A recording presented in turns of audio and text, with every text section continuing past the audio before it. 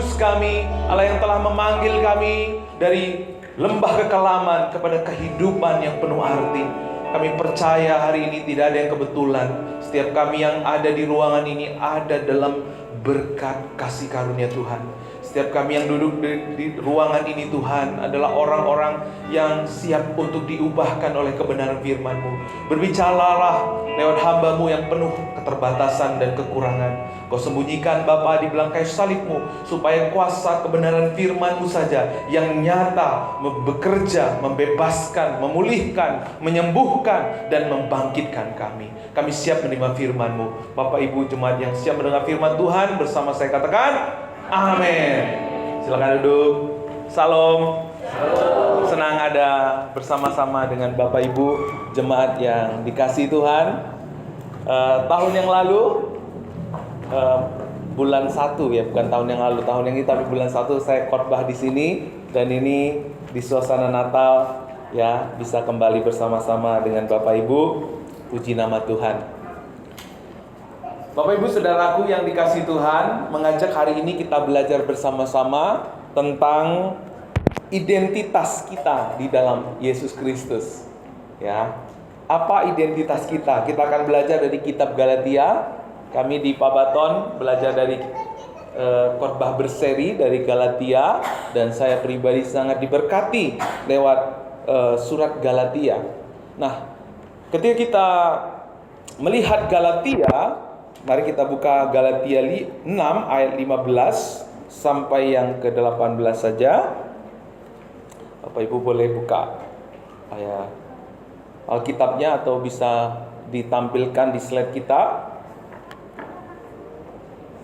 Saya baca ayat 17, Bapak Ibu akan baca ayat 15, saya baca, lalu ayat 16 Bapak Ibu akan baca. Saya mulai dari 15. Sebab bersunat atau tidak bersunat tidak ada artinya, tetapi menjadi ciptaan baru itu yang ada artinya. 16.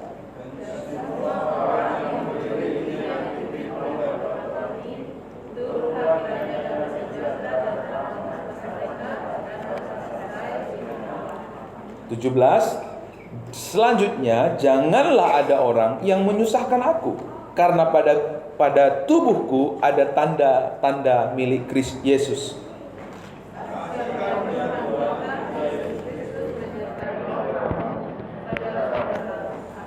Amin. Di akhir surat Galatia, Paulus menunjukkan kepada kita siapa kita. Ini adalah satu kesimpulan dari surat Galatia yang menjadi pesan penting buat jemaat Galatia dan buat jemaat Tuhan yang ada di tempat ini. Ya. Nah, karena itu Bapak Ibu, mari kita melihat apa pesan Paulus. Nah, pesan Paulus ini adalah mengingatkan kita akan identitas kita. Bagaimana Bapak Ibu? Apakah hari ini Bapak Ibu tahu siapa diri Bapak Ibu? Apakah hari ini kalau ditanya, siapa Bapak? Saya Pak Manurung. Oh, itu marga Bapak. Oh, saya Pak Binsar Manurung. Oh, itu nama Bapak. Siapa Bapak? Oh, anak bapakku namanya Suito. Mamaku namanya Tukiem. Oh, itu orang tua Bapak. Siapa Bapak? Nah, saudara, siapa sebenarnya kita? Ketika kita tidak mengenal diri kita, maka kita akan sulit mengendalikan diri kita. Bagaimana mungkin kita bisa memperlakukan orang lain dengan benar kalau kita nggak bisa mengenal diri kita? Kita kalau nggak bisa mengenal diri kita, kita nggak bisa kontrol diri kita, dan kita juga akhirnya mengganggu kenyamanan orang lain.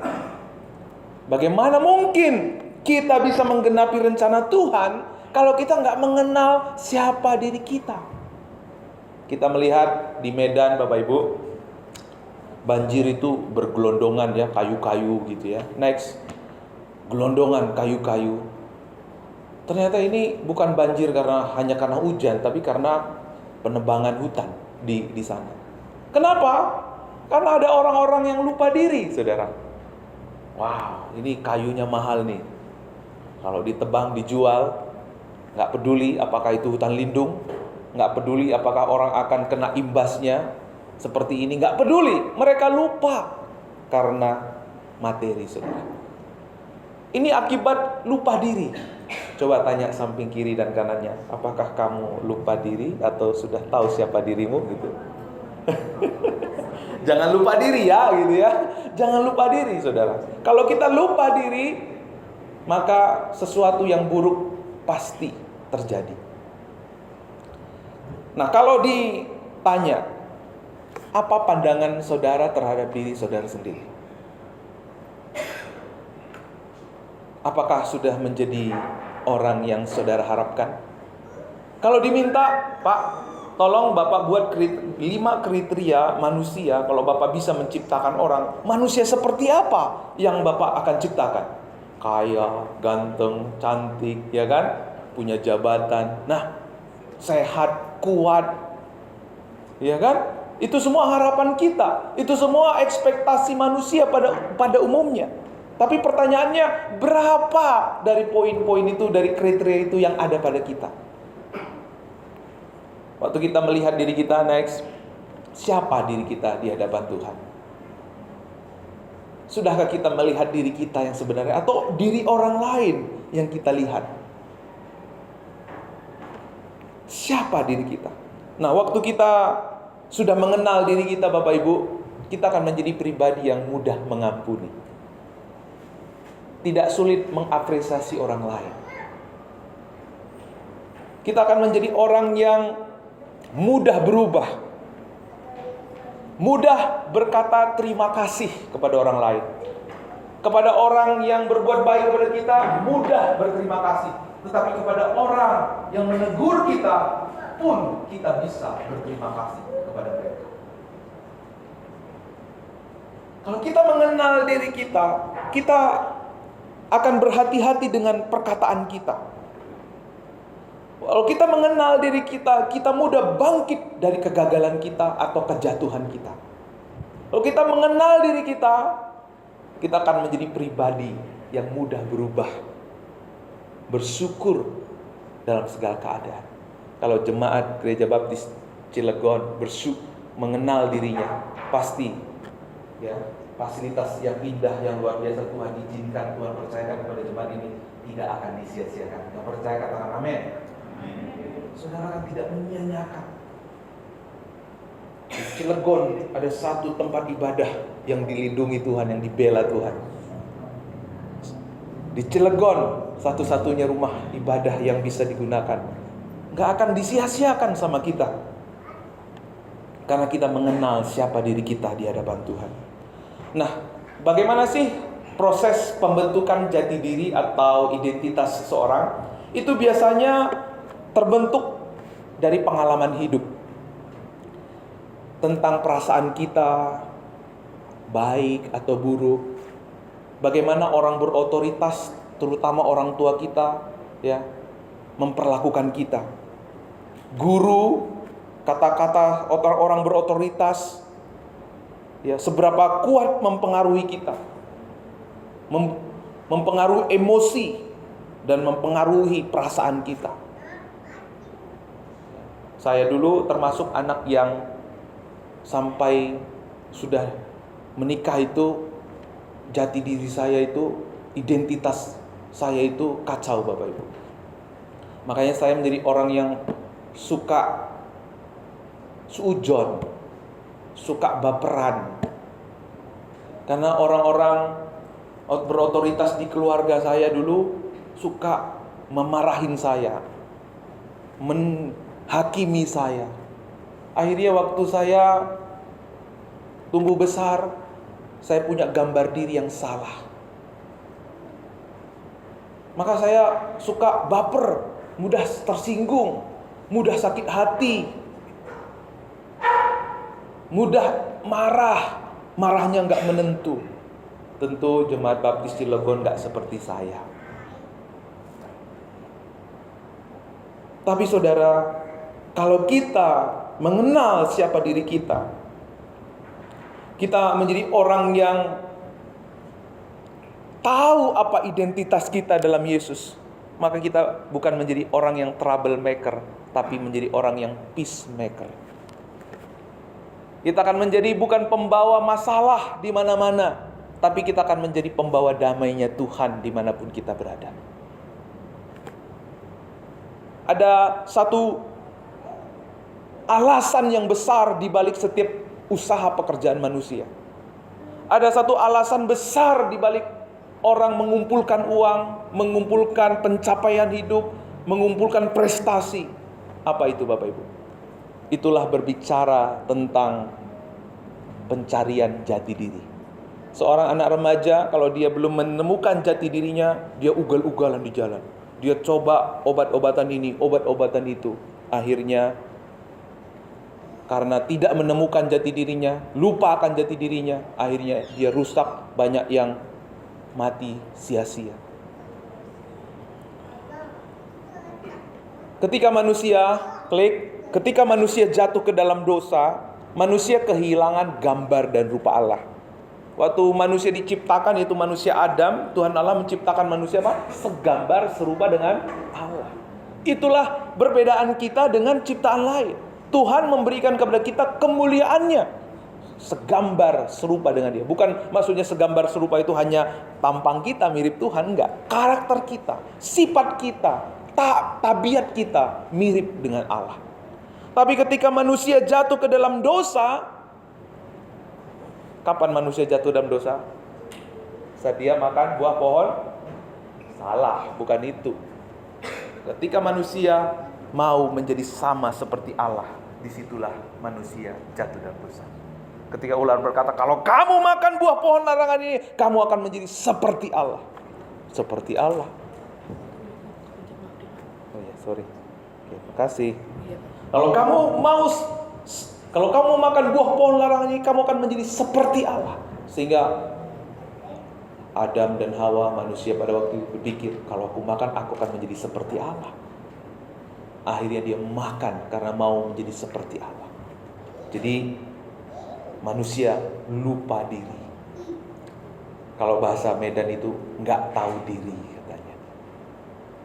Salah satu tantangan dan persoalan terbesar manusia Bapak Ibu ketika dia lupa dirinya, ketika nggak tahu diri, maka pasti akan merusak dirinya dan juga merusak orang lain. Tuhan Allah menciptakan kita, Dia menciptakan kita segambar, serupa dengan Allah. Dalam bahasa aslinya imago Dei. Dalam Kejadian 1 ayat 26, Allah menciptakan kita itu segambar, serupa dengan Allah. Tapi, slide-nya boleh klik.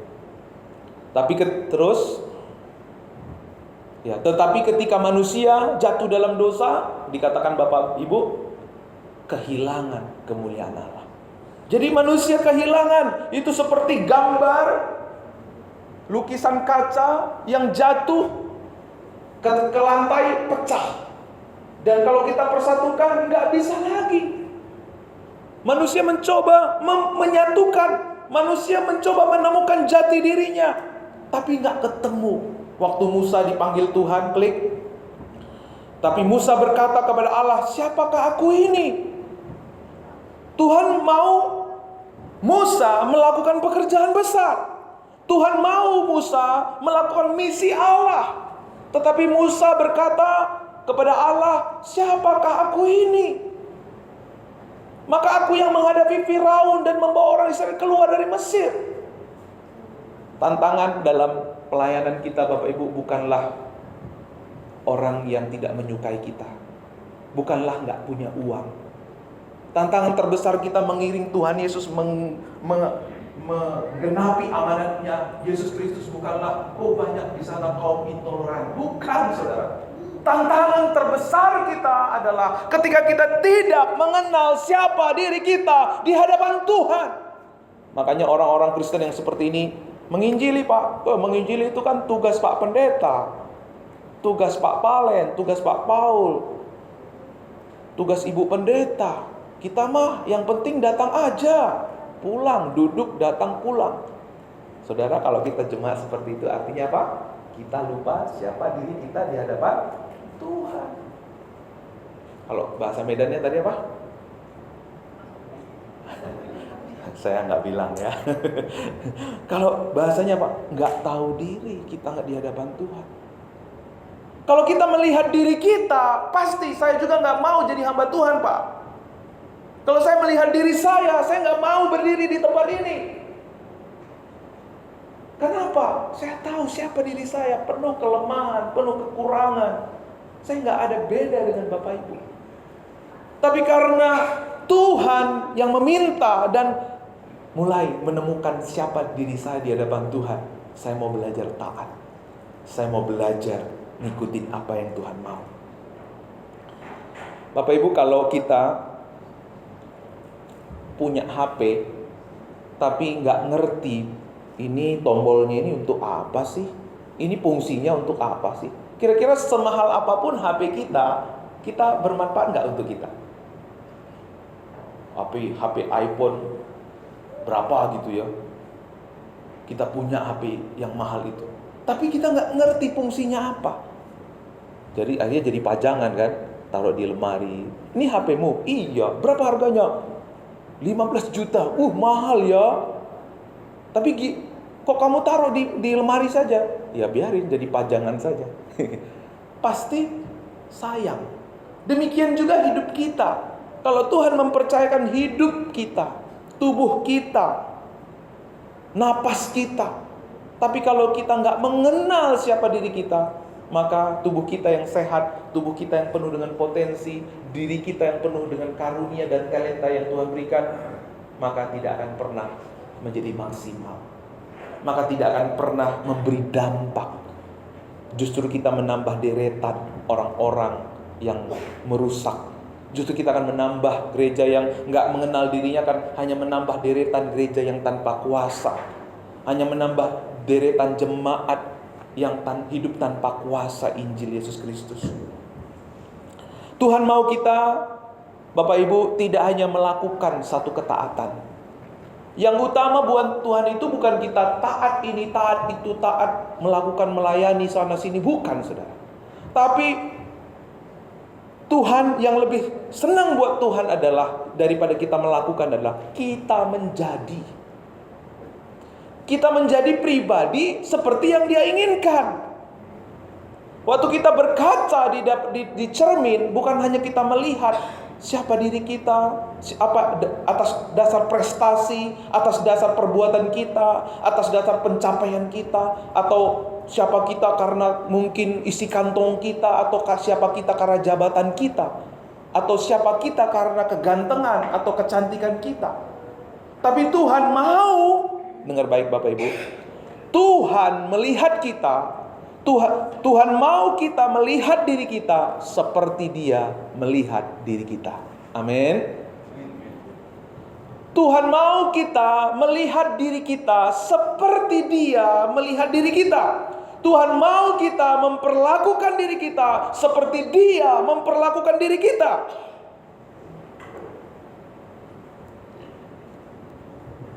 Maka saudara, siapa kita itu lebih daripada apa yang saudara ketahui. Siapa diri kita lebih dari apa yang sekedar kita ketahui. Kalau saya ditanya siapa diri kita, oh saya bapaknya Joyla, saya suaminya Bu Deborah, oh saya itu melayani di Pabaton, oh saya itu orang Karo dari Medan. Terbatas. Itu semua latar belakang, bicara tentang latar belakang, posisi, dan lain sebagainya, saudara. Tapi tahukah saudara bahwa siapa kita di dalam Yesus Kristus lebih dari apa yang kita ketahui? Makanya dikatakan dalam 2 Korintus 5 ayat 17, barang siapa ada dalam Kristus, ya apa Bapak Ibu? Ciptaan yang baru. Waktu manusia jatuh ke dalam dosa, Tuhan tidak membuang kita. Waktu manusia ada di bawah kutuk, Tuhan tidak membiarkan kita. Tuhan tidak melupakan kita. Waktu manusia jatuh ke dalam dosa, manusia mati. Tidak bisa diapa-apakan lagi. Apa yang bisa dilakukan oleh orang mati? Gak bisa. Tapi Tuhan tidak membuang kita. Tuhan tidak melupakan kita. Dia melahirkan kita kembali. Dia mentransformasi hidup kita kembali melalui pengorbanan anaknya Yesus Kristus di atas kayu salib. Jadi saudara, siapa yang ada dalam Kristus, ia adalah ciptaan baru. Waktu kita ada dalam Kristus, yang lama sudah berlalu, sesungguhnya yang baru sudah datang. Amin. Dulu kita mungkin suka mabuk-mabukan, mungkin kita penuh dengan keegoisan, dulu mungkin kita seperti saya dulu yang penuh dengan baper, yang penuh dengan suujon, yang penuh dengan segala selfishness. Semua Tuhan jadikan baru. Waktu Yesus mati di kayu salib, kematiannya mati untuk dosa kita yang dulu, yang sekarang, dan yang akan datang. Tuhan menjadikan kita ciptaan baru. Itulah sebabnya di ayat yang ke-15 dikatakan, yuk kita baca sama-sama. Klik. 1, 2, 3, klik. 1, 2, 3, ya. Sebab bersunat atau tidak bersunat tidak ada artinya. Sama-sama. Tetapi menjadi ciptaan baru, itulah yang ada artinya. Buat jemaat Galatia, yang penting buat mereka itu ketaatan secara lahiriah, secara perbuatan. Tapi sebenarnya Bapak Ibu, kita gak pernah bisa layak di hadapan Tuhan dengan segala ketaatan kita, dengan segala perbuatan kita. Malah kaum Judaizer yang ada di tengah-tengah jemaat Galatia menjadi orang yang suka menghakimi, suka mendiskreditkan. Jadi Tuhan membuat kita menjadi baru bukan dengan usaha dan perbuatan kita.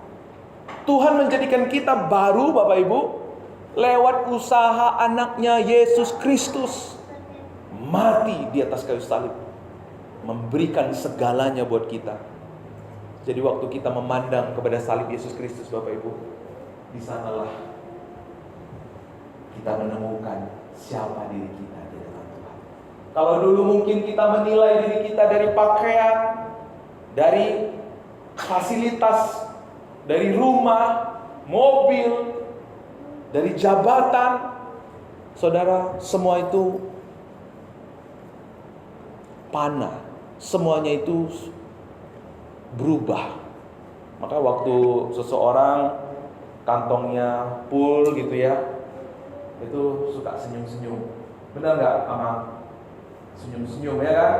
Nggak ada pun apa, senyum-senyum terus gitu kan? Gampang senyum gitu. Tapi kalau mulai tipis kantongnya, tipis juga emosinya ya kan? Kenapa?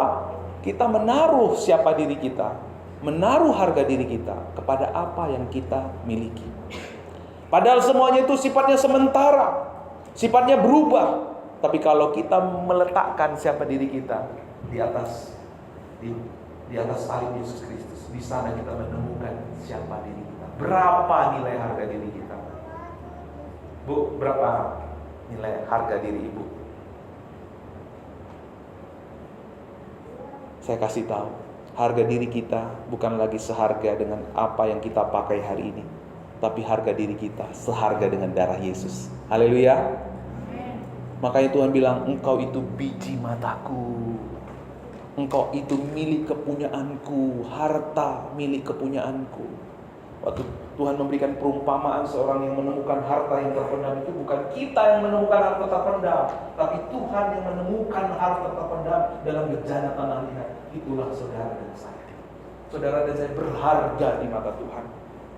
Makanya Ia tidak membuang kita, tetapi Ia menjadikan kita baru. Ia melahirkan kita kembali lewat kematian anaknya Yesus Kristus di atas kayu salib. Di atas kayu salib, di situ ada kasih yang sempurna yang kita alami. Kasih Tuhan yang memberikan anaknya yang tunggal kepada kita, itu jauh lebih besar dari segala dosa dan pelanggaran kita. Mungkin yang sering membuat kita merasa gak layak, merasa gak pantas di hadapan Tuhan, itu karena dosa-dosa dan pelanggaran kita. Tapi waktu saudara melihat salib Yesus Kristus, di salib itu kasih yang terbesar dianugerahkan kepada kita, sehingga kita dimampukan untuk bangkit meninggalkan dosa kita, meninggalkan segala keegoisan kita. Kita datang kepada Tuhan. Di salib itu kita menemukan harga diri kita. Harga diri kita seharga dengan darah Yesus. Di salib itu kita menemukan perhatian terbesar. Mungkin hari ini kita nggak diperhatikan oleh orang tua kita, oleh pasangan kita, oleh anak-anak kita. Tapi ingat saudara, perhatian Tuhan itu sempurna di atas kayu salib. Kasih, penghargaan, penerimaan Tuhan sudah nyatakan buat kita di atas kayu salib. Tidak ada kasih yang lebih besar daripada seorang yang memberikan nyawanya. Itulah Bapa saudara, itulah Tuhan kita, memberikan anaknya, memberikan segalanya buat kita. Supaya apa Bapak Ibu? Supaya kita tidak lagi mengemis kasih dari tempat kita bekerja. Supaya kita tidak lagi mengemis penghargaan dari keluarga kita. Supaya kita tidak lagi mengemis perhatian dari teman terdekat kita. Karena kita sudah menemukan perhatian, penghargaan, penerimaan terbesar lewat anaknya Yesus Kristus. Mengapa saudara masih sibuk mencari pengakuan? Mengapa masih sibuk mencari kasih di luar sana? Mencari penerimaan di luar sana? Karena kita lupa identitas kita, jati diri kita aman di dalam Yesus Kristus. Kalau kita nggak tahu kebenaran ini, kita akan kalah dengan tabiat dosa kita. Kita akan kalah dengan kesombongan, keegoisan. Kita akan menjadi orang yang lupa diri. Kita nggak ada bedanya dengan orang-orang yang saat ini mungkin dikutukin orang di Medan sana karena menebang hutan liar. Kita nggak ada bedanya Bapak Ibu. Hanya saja Bapak, mereka menebang, kita belum sampai ke sana. Kita hanya mungkin egois dalam hal waktu kita dengan keluarga kita. Egois dalam hal tenaga kita, dalam pelayanan kita. Kita nggak ada ubahnya. Mungkin hari ini banyak orang mengutuki orang-orang yang menebang hutan secara liar. Tapi kita juga kalau lupa diri di hadapan Tuhan, kita juga adalah pelaku-pelaku kejahatan. Kita juga adalah orang yang pembawa-pembawa kerusakan dimanapun kita berada. Kalau kita nggak menemukan identitas kita dalam Yesus, kita akan menjadi orang Kristen yang tanpa salib. Saudara tahu orang Kristen tanpa salib? Makanya Yesus bilang di dalam Yohanes, kalau kamu mau mengikut aku, harus memikul salib. Tapi banyak orang sekarang mengikut Yesus, mau mengikut Yesus, tapi nggak mau mengikut salib. Akhirnya apa? Jadi followers. Waktu pekerjaan Tuhan dilakukan, oh bagus Pak Pendeta, ayo lanjutkan Pak Pendeta. Tapi kita nggak pernah mau terlibat di dalamnya. Orang Kristen tanpa salib hanya akan menjadi followers, hanya menjadi orang-orang Kristen tanpa menghidupi Yesus, tanpa mengalami Yesus, tanpa hidup seperti Yesus. Pelayanan tanpa salib suka-suka. Di jadwal pelayanan, ya persiapannya juga udahlah sembrono aja lah. Pelayanan tanpa salib sebenarnya Bapak Ibu itu hanya kesibukan sosial saja. Persekutuan tanpa salib hanya berorganisasi saja. Padahal gereja itu bukan organisasi, Pak. Gereja itu adalah organisme. Gereja itu adalah tubuh Kristus. Tapi kalau kita lupa jati diri kita hanya akan berorganisasi. Nggak ada ubahnya kita dengan ikut punguan per 1 tahun gitu ya. Nggak ada ubahnya. Tapi kalau kita menjadi gereja yang memikul salib, jemaat yang berani pikul salib, kita akan menjadi pribadi yang membawa terang Kristus. Gereja kita akan berdampak. Gereja kita akan berpengaruh. Gereja kita akan membawa kemuliaan Tuhan dimanapun kita berada. Yang setuju katakan amin.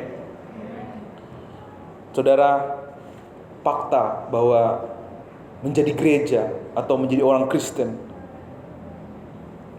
atau menjadi pemimpin tanpa menemukan menjadi ciptaan baru, kita akan menjadi deretan-deretan orang-orang yang justru membawa hal-hal yang merusak.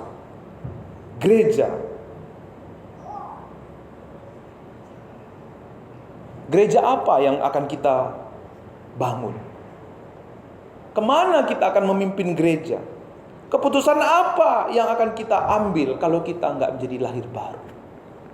Kalau kita nggak menjadi pribadi ciptaan baru, teladan apa yang akan kita wariskan kepada anak-anak kita?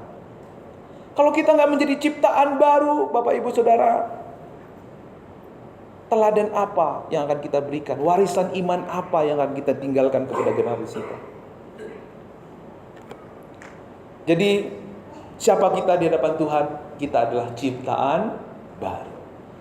Apa buktinya? Kita telah menjadi ciptaan baru, Bapak Ibu.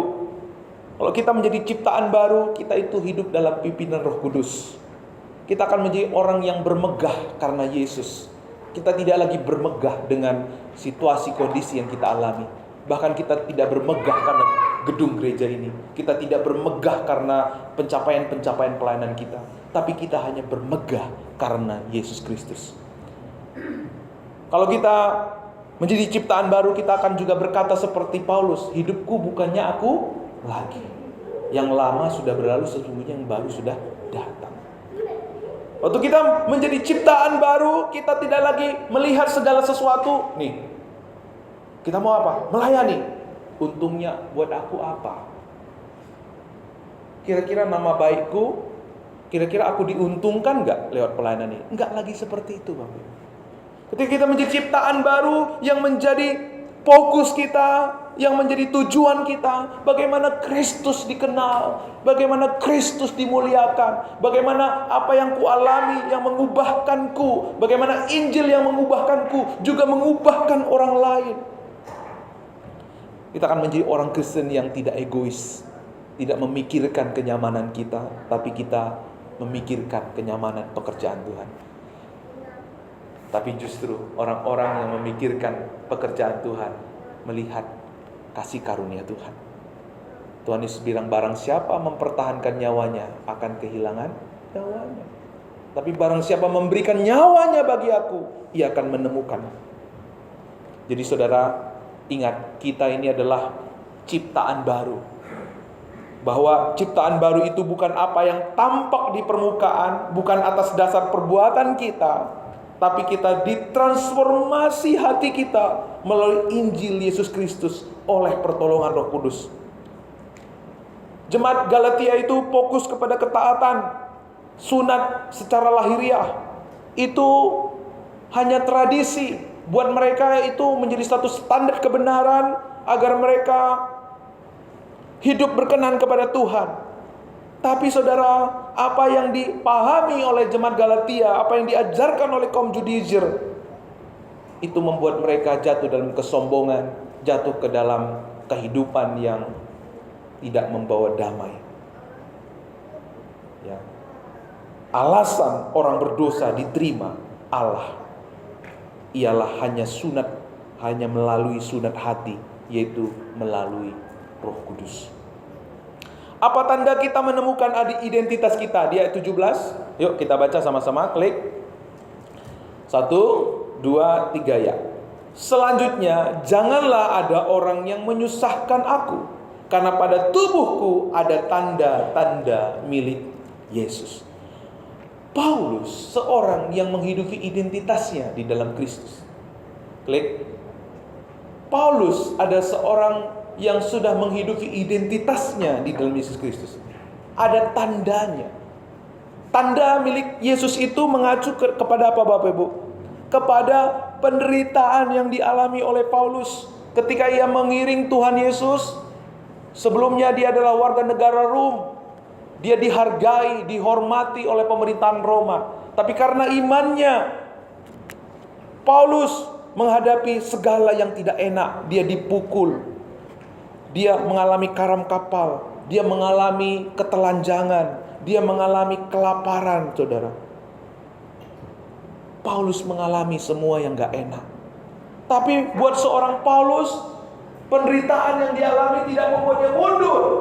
Penderitaan yang Paulus alami tidak membuat dia, udah aku gak usah jadi melayani lagi, aku mending kembali ke Roma. Jadi kembali kepada identitasku yang lama, menjadi warga negara Rom. Paulus tidak berkata seperti itu. Tapi Paulus Meskipun ia menghadapi segala kesulitan, tantangan yang begitu luar biasa, ia berkata, Bapak Ibu, bahwa Injil adalah kekuatan Allah. Aku menemukan kekuatan yang berlimpah-limpah di dalam Injil Yesus Kristus. Apa tandanya kita sudah menghidupi identitas kita dalam Kristus? Kita tidak mundur ketika ada penderitaan. Sebab apa, saudara? Dalam Yohanes 16 ayat 33, ya, Yesus berkata, kuatkan hatimu, aku telah mengalahkan dunia. Yesus yang kita sembah sudah mengalahkan segala penderitaan. Yesus yang kita sembah udah terlebih dahulu menderita, dia sudah mengalahkan penderitaan. Justru Bapak Ibu dengar baik, penderitaan yang Tuhan izinkan terjadi dalam hidup kita membuat kita menyadari kasih sayang Tuhan itu begitu besar buat kita. Amin. Waktu kita ke gereja, ya, lalu kita ke gereja, ada orang yang mengolok-olok kita. Kita mengingat, oh Yesus terlebih dahulu sudah diolok-olok karena dosa kita. Dia terlebih dahulu sudah dicemooh karena pelanggaran kita. Waktu kita melayani udah capek-capek, gak ada yang menghargai, kita ingat bahwa Yesus terlebih dahulu, dia paling mulia, paling berharga. Dia mau menjadi paling hina karena kasihnya kepada kita. Justru lewat penderitaan yang Tuhan izinkan kepada kita, kita semakin sadari betapa besarnya kasih Tuhan buat kita. Waktu kita menyadari kasih Tuhan yang begitu besar, waktu yang sama kita menerima kekuatan untuk bangkit dari segala kelemahan kita, dari segala kekhawatiran kita. Karena begini Bapak Ibu, waktu Tuhan memanggil kita, Tuhan tidak pernah janji langit selalu biru. Tuhan tak pernah janji langit selalu biru, tetapi Dia berjanji selalu menyertai. Tuhan tidak berjanji, Pak, ikut Tuhan Yesus, nanti jalanmu kayak tol.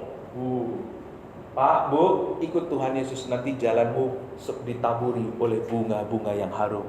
Tuhan tidak pernah janji langit selalu biru. Tapi saudara, Dia berjanji Dia menyertai kita. Kalau Tuhan yang menyertai kita, kalau yang maha tinggi, maha mulia, maha kaya, maha agung menyertai kita, apa yang kita takutkan? Siapakah lawan kita? Padang gurun Dia buat menjadi taman Tuhan. Amin. Lautan yang dalam Dia buat, yang tidak ada jalan Dia buat jalan. Kalau Tuhan bersama kita, kita akan melakukan perkara-perkara yang ajaib, perkara-perkara yang besar, perkara-perkara yang luar biasa. Apa yang tidak pernah dilihat mata, didengar telinga, disediakan buat orang-orang yang mengasihi Dia. Yang setuju katakan amin. Haleluya. Boleh kita tepuk tangan untuk Tuhan Yesus. Haleluya, saudara. Jadi apa tanda bahwa kita telah menghidupi identitas kita menjadi milik Kristus adalah ketika kita mengalami penderitaan namun membawa kita bertumbuh dalam pengenalan akan Dia. Klik. Yuk kita baca sama-sama. Klik. Ya, agak macet ya. Oke, gak apa-apa, kita lanjut aja. Akibat apa? Yuk kita baca sama-sama. 1, 2, 3 ya. Tanda bahwa kita telah menghidupi identitas baru dan menjadi milik Kristus adalah ketika kita mengalami penderitaan namun membawa kita bertumbuh dalam pengenalan akan Dia. Buat orang-orang dunia ini penderitaan itu mematikan. Buat orang-orang dunia ini penderitaan itu sesuatu yang harus kita perangi, saudara. Tapi di dalam Yesus, karena gimana pun ceritanya di dunia pasti kita menderita. Ikut Yesus, gak ikut Yesus pasti menderita. Tapi waktu kita ikut Yesus namun menderita, Tuhan ubah kutuk menjadi berkat. Waktu kita menemukan siapa diri kita di hadapan Yesus Kristus, memampukan kita menghargai diri kita, mengenal diri kita, dan kita pun bisa memperlakukan orang lain. Kita bisa mensyukuri anugerah Tuhan lewat keluarga, gereja, lewat talenta yang Tuhan berikan kepada kita. Kita akan menjadi orang yang selesai dengan dirinya sendiri. Menjadi orang yang hanya puas dengan apa yang Yesus sudah lakukan di atas kayu salib. Justru waktu kita puas dengan apa yang Yesus lakukan di atas kayu salib, kita akan menjadi orang yang lebih maksimal. Kita akan menjadi orang yang menjadi pribadi yang penuh dengan ungkapan syukur. Kalau kita bekerja bukan untuk mendapatkan sesuatu, tapi karena kita sudah menerima segala sesuatu dari Tuhan, maka pekerjaan kita kualitasnya lebih luar biasa, saudara. Kita akan menjadi orang yang membawa damai, membawa berkat, menjadi peacemaker. Kita akan menjadi orang yang bermental anak Allah. Ya. Waktu kita hidup dengan identitas kita yang baru, kita akan menjadi orang yang berbeda. Tapi saudara, kecenderungan manusia itu adalah itu apa yang dikatakan oleh Paulus di ayat Galatia 1:6. Lekas berbalik daripada dia. Oleh kasih karunia telah memanggil kamu dan mengikuti suatu Injil yang lain. Jadi jemaat Galatia itu adalah jemaat yang lekas berbalik. Paulus sudah ajarkan Injil. Kita itu anak-anak Allah. Kita itu orang yang ditebus Allah. Kita itu ciptaan baru. Tapi datang pengajar-pengajar lain mengajarkan Injil yang berbeda. Mereka lekas berbalik. Maka Paulus menegur mereka, Bapak Ibu. Ditegur oleh Paulus, hai orang-orang Galatia yang bodoh. Ini teguran yang sangat keras. Hari ini pendeta tidak berkata, hai orang-orang jemaat Cilegon yang bodoh, Bapak. Enggak, saudara. Tapi jemaat Galatia berkata seperti itu. Karena adalah sebuah kebodohan kalau kita menjadi orang yang tidak menemukan identitas kita. Adalah sebuah kebodohan ketika kita menyandarkan identitas kita seperti jemaat Galatia menyandarkan identitas mereka kepada sunat, kepada prestasi hidup, kepada pencapaian hidup, kepada apa yang mereka miliki, apa yang mereka lakukan. Tuhan mau di ayat 18, kasih karunia Tuhan kita Yesus Kristus menyertai roh kamu, saudara-saudara. Tuhan mau kita mengalami kasih karunia-Nya Tuhan. Dengan cara apa, Bapak Ibu? Dengan kita menghidupi identitas kita. Siapa kita di hadapan Tuhan adalah apa yang Kristus lakukan buat kita. Siapa kita yang sesungguhnya bukan atas apa yang kita miliki, apa yang kita capai, tapi apa yang Kristus sudah lakukan. Karena apa yang kita lakukan, apa yang kita miliki, apa yang menjadi pencapaian kita itu terbatas. Itu sifatnya berubah. Tapi apa yang Yesus lakukan di atas kayu salib, sifatnya tidak pernah berubah. Dulu, sekarang, dan sampai selama-lamanya, kasih Tuhan tidak pernah berubah. Karena itu Tuhan mau kita menyandarkan identitas kita berdasarkan apa yang Yesus perbuat di atas kayu salib. Nah, apa langkah praktis Bapak Ibu untuk kita menghidupi identitas kita? Kita belajar dari seorang Martin Luther. Martin Luther berkata, aku mengkhotbahkan Injil setiap hari kepada diriku, karena setiap hari aku lupa akan Injil. Kita menjadi orang memiliki kecenderungan, Bapak Ibu, suka lupa, seperti jemaat Galatia tadi. Kecenderungan kita lupa.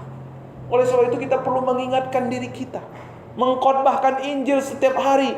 Gimana Pak cara mengkhotbahkan Injil? Bapak Ibu, waktu berdoa, waktu mau ibadah, duduk, waktu mau bekerja, waktu mau tidur, waktu bangun, khotbahkan Injil. Tuhan, aku bersyukur Engkau mati bagiku di atas kayu salib. Segala dosaku Engkau tanggung di atas kayu salib. Hari ini aku ditebus oleh darah Yesus. Hari ini aku punya identitas yang baru. Aku anak Allah. Aku berharga di mata Tuhan. Aku diperhatikan, diterima, dan dikasihi Tuhan. Kasih yang terbesar sudah Engkau berikan kepadaku. Kutuk dosa dan pelanggaranku Engkau selesaikan di atas kayu salib. Terus ingatkan diri kita. Maka waktu kita diperhadapkan firman bilang apa? Perkatakanlah firman. Bukan hanya baca, bukan hanya dengar, perkatakan. Waktu Bapak Ibu berkaca di cermin, katakan kepada diri sendiri, Akulah anak yang disayang Tuhan. Akulah anak yang berharga di hadapan Tuhan. Aku dikasihi, aku diterima. Aku spesial di hadapan Tuhan. Amin. Ingatkan diri kita akan identitas kita. Lalu apa lagi yang bisa kita lakukan, Bapak Ibu? Kita perlu menghidupi identitas kita tidak hanya berhenti pada kognitif, tidak hanya berhenti pada pengetahuan. Itu akan menjadi reflektif ketika kita afektif. Nah, ini bahasa-bahasa agak sulit ya Bapak Ibu. Saya sederhanakan gini. Kita itu tahu Tuhan itu mengasihi kita. Menurut Bung ya. Tuhan itu sayang sama kita, kita tahu ya Pak ya. Bu, tahu ya. Bahwa Tuhan itu sayang, menghargai kita. Tahu, tapi itu hanya berhenti di sini. Kita perlu afektif. Afektif itu artinya kita dalam komunitas, dalam KPW, kita men-sharingkannya, berbagi, menceritakannya. Bagaimana kita menemukan nilai diri kita, menemukan identitas kita, ceritakan kepada anak kita, kepada istri kita. Waktu lagi makan, ceritakan firman Tuhan, ceritakan perbuatan Tuhan kepada kita. Maka pada waktu itu, apa yang kognitif akan menjadi afektif, dan akhirnya menjadi reflektif, menjadi perbuatan kita. Itulah pentingnya kita bertumbuh dalam komunitas orang percaya. Bagaimana KPW kita di sini hidup? Amin. Semangat KPW. Lewat KPW ada proses tadi Bapak Ibu. Puji Tuhan. Kalau ketuanya bilang begitu berarti semangat, ya kan? Kalau kita saling meneguhkan di dalam komunitas, maka kita kan akhirnya menghidupi identitas kita. Waktu ketemu dengan sesama orang yang sudah menemukan identitas dari Kristus, di dalam Kristus salamannya berbeda. Amin Pak Ketua ya. Hai anak Tuhan yang diberkati gitu ya. Coba salaman dulu sama samping kirinya. Coba hai anak Tuhan yang diberkati gitu ya. Itu berbeda, cara kita salaman pun berbeda. Ada afirmasi, ada konfirmasi, ada apresiasi. Aku senang loh, kemarin kau melayani luar biasa. Aku lihat kau di depan itu melayani, aku jadi semangat. Itu ada afirmasi, konfirmasi, peneguhan saudara. Itu di mana terjadi? Di dalam komunitas orang percaya. Makanya kita itu bukan organisasi, tapi organisme. Memiliki hubungan satu dengan yang lain. Kapan itu terjadi? Saat kita mau bertumbuh dalam komunitas, dalam KPW. Karena di dalam KPW itu ada penghargaan, penerimaan, ya kan? Karena Kristus sudah menerima kita, kita diarahkan untuk saling menerima. Ada orang yang salah dengan kita menerima orangnya, tapi kita juga mengampuni kesalahan. Kita akan menjadi dibentuk. Makanya waktu Yesus datang ke dunia, ia menghabiskan 3,5 pelayanannya untuk 12 murid. Ia menyembuhkan orang, sebenarnya fokusnya bukan untuk menyembuhkan orang itu, tapi untuk mengajar murid-murid. Waktu Yesus membuat mujizat 5 roti dan 2 ikan, sebenarnya bukan fokusnya untuk memberi makan mereka, tapi fokusnya apa? Mendewasakan murid-murid. Tahu nggak Bapak Ibu? Tuhan kita itu terkenal dengan Allah trikorosis, Allah atas hubungan. Bapa mengasihi anak, anak mengasihi Roh Kudus, Roh Kudus mengasihi Bapa. Trikorosis. Jadi kalau kita mau mengenal Allah yang atas hubungan itu, harus kita ada dalam sebuah hubungan yang penuh komitmen. Tanpa saudara memiliki hubungan yang indah satu dengan yang lain, saudara tidak mungkin mengenal Allah atas hubungan itu. Makanya gereja-gereja yang kuat dalam komunitasnya, mereka bertumbuh dewasa, mereka menjadi orang-orang yang menghidupi Kristus. Mereka menjadi orang-orang yang menyatakan Kristus. Seorang Polikarpus bisa menghadapi penderitaan ketika dia ditolak, bahkan dihukum, dibunuh saudara, ketika ia tahu siapa identitasnya dalam Yesus Kristus. Ya, selama 86 tahun aku telah mengabdi kepada Kristus, dan ia tidak pernah menyakitiku. Bagaimana aku dapat menghujat Kristus yang telah menyelamatkanku? Ketika kita menemukan identitas kita, memampukan kita menghadapi situasi kondisi apapun terjadi, kita tetap tetap menjadi berkat, kita tetap menjadi kesaksian dalam situasi apapun situasinya, apapun kondisinya. Iman kita tetap kuat, kokoh, dan tidak tergoyahkan. Mengapa Paulus dapat kuat bertahan? Karena dia tahu siapa dirinya di hadapan Tuhan. Penderitaan Yesus, Bapak Ibu, itu adalah bukti kasih yang jauh lebih besar daripada dosa kita. Pengorbanan Yesus Kristus, penderitaan Yesus Kristus, itu menunjukkan kalau kita nggak berharga, kalau kita nggak disayang Tuhan, nggak mungkin Yesus mati di atas kayu salib, nggak mungkin Dia memberikan anaknya yang satu-satunya. Maka waktu saudara memandang kepada salib Yesus Kristus, bukan sekedar simbol kekristenan, bukan sekedar pajangan di rumah kita, pajangan di gereja kita, tetapi waktu kita memandang kepada salib Yesus Kristus, semakin kita memandangnya, semakin Dia puaskan hati kita. Semakin kita tidak lagi tergoda, terpesona dengan kasih-kasih yang ditawarkan, perhatian-perhatian yang ditawarkan oleh dunia ini. Mari saudara, kita renungkan. Ingat, hidup selalu bagikan apa yang Kristus lakukan dalam hidup kita. Lihatlah, Kristus yang benar rela menerima penderitaan kita, supaya kita yang tidak benar dimampukan untuk menderita demi kebenaran. Kristus yang tidak seharusnya mengalami luka, rela terluka karena dosa kita, supaya kita yang terluka dapat dipulihkan. Sekalipun kasih, penghargaan, penerimaan, dan perhatian terbesar yang selama ini kita dambakan hanya ada di dalam Yesus Kristus. Pertanyaan reflektif buat kita, apa yang sering sekali membuat kita lupa diri? Kemana selama ini kita meletakkan identitas kita? Apakah saudara sudah menemukan identitas sejati dalam Kristus? Dan hal apa yang sering membuat kita gagal dalam menghidupi identitas kita? Mari kita bertobat. Jadi menyandarkan identitas kita pada sesuatu yang rapuh, yang panah. Mari kita bertobat, menyandarkan siapa diri kita kepada kekayaan kita, kepada jabatan kita, kepada prestasi kita, kepada pencapaian atau kepopuleran kita.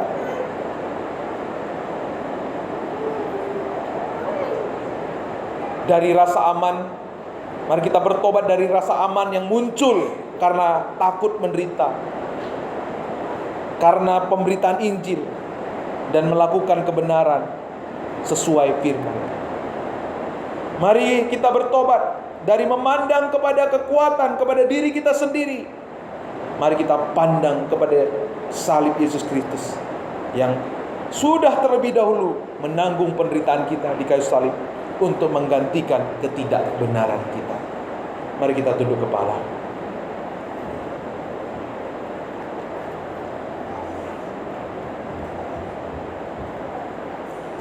Oleh Injil Kristus, kita menyadari bahwa penderitaan bukanlah tanda tidak disertai Tuhan, melainkan sarana menyadari betapa besarnya cinta Tuhan bagi kita. Oleh Injil Kristus, kita dimampukan tetap mengiring dan melayani Tuhan sekalipun penderitaan datang menghadang. Oleh Injil Yesus Kristus, kita dijadikan ciptaan baru, bukan karena kuat gagah kita, bukan karena ketaatan kita, bukan karena ritual agamawi, tetapi karena apa yang Yesus selesaikan di atas kayu salib. Karena Injil, kita menyadari bahwa anugerahnya tidak hanya menyelamatkan, namun menopang hidup kita hingga akhir. Saudara, mari merenungkan kebenaran firman. Biarkan Roh Kudus berbicara kepada setiap hati kita. Mari kita lembutkan hati kita. Mungkin selama ini kita menaruh siapa kita berdasarkan sesuatu yang panah. Mari kita bertobat di hadapan Tuhan. Mungkin selama ini kita menyandarkan keamanan kita kepada situasi kondisi dunia ini. Tuhan mau kita menyandarkan identitas kita, keamanan kita kepada apa yang Ia telah selesaikan di atas kayu salib. Ia mau kita menghidupi identitas kita yang baru, yaitu lahir baru, jadi ciptaan baru.